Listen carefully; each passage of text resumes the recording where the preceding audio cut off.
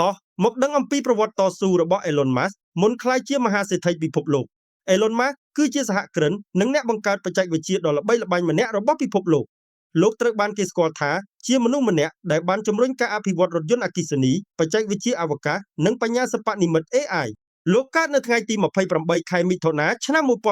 1971នៅទីក្រុង Pretoria ប្រទេសអាហ្វ្រិកខាងត្បូងលោកគឺជាអ្នកដឹកនាំក្រុមហ៊ុន Tesla ដែលជាក្រុមហ៊ុនផលិតរថយន្តអគ្គិសនីដ៏ល្បីល្បាញនិងក្រុមហ៊ុន SpaceX ដែលកំពុងអភិវឌ្ឍបច្ចេកវិទ្យាធ្វើដំណើរទៅកាន់អវកាសElon Musk ត្រូវបានគេចាត់ទុកថាជាមហាសេដ្ឋីម្នាក់ដែលមានឥទ្ធិពលយ៉ាងខ្លាំងលើវិស័យបច្ចេកវិទ្យាសកលខាងក្រោមនេះជាចំណុចតស៊ូទាំង5របស់លោកមុនក្លាយជាមហាសេដ្ឋីពិភពលោកទី1កុមារភាពរបស់លោកមិនមានភាពងាយស្រួលនោះទេដោយតែងតែរងការធ្វើបាបពីកុមារដទៃនៅសាលារៀនរហូតធ្លាប់ត្រូវគេវាយឲ្យរងរបួសធ្ងន់និងត្រូវសម្រាកព្យាបាលនៅមន្ទីរពេទ្យទី2នៅអាយុ17ឆ្នាំលោកបានចាក់ចេញពីប្រទេសកំណើតទៅកាន់ប្រទេសកាណាដាដោយមានថវិកាតិចតួចនិងធ្លាប់ធ្វើការងារលំបាកជាច្រើនដើម្បីផ្គត់ផ្គង់ការសិក្សានិងជីវភាពរស់នៅទី3ក្នុងការបង្កើតអាជីវកម្មដំបូងលោកបានប្រឈមមុខនឹងការបដិសេធជាច្រើនពីអ្នកវិនិយោគនិងត្រូវខិតខំធ្វើការទាំងថ្ងៃទាំងយប់ព្រមទាំងគេងនៅក្នុងការិយាល័យថែមទៀតផង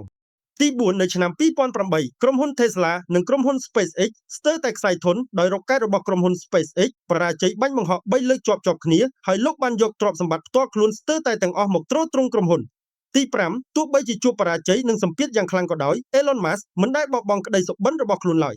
ការអត់ធ្មត់ការខិតខំប្រឹងប្រែងនិងការហ៊ានប្រថុយបានធ្វើឲ្យលោកក្លាយជាមហាសេដ្ឋីនិងជាបុគ្គលដែលមានឥទ្ធិពលបំផុតម្នាក់លើពិភពលោកសព្វថ្ងៃពិតណាស់ការតស៊ូការខិតខំប្រឹងប្រែងនិងការអភិវឌ្ឍខ្លួនជាបន្តបន្ទាប់គឺជាគន្លឹះដ៏សំខាន់ដែលនាំអ្នកទៅកាន់ភាពជោគជ័យប្រសិនបើពេញចិត្តវីដេអូនេះសូមជួយ Follow និង Share មួយផងណាសូមអរគុណ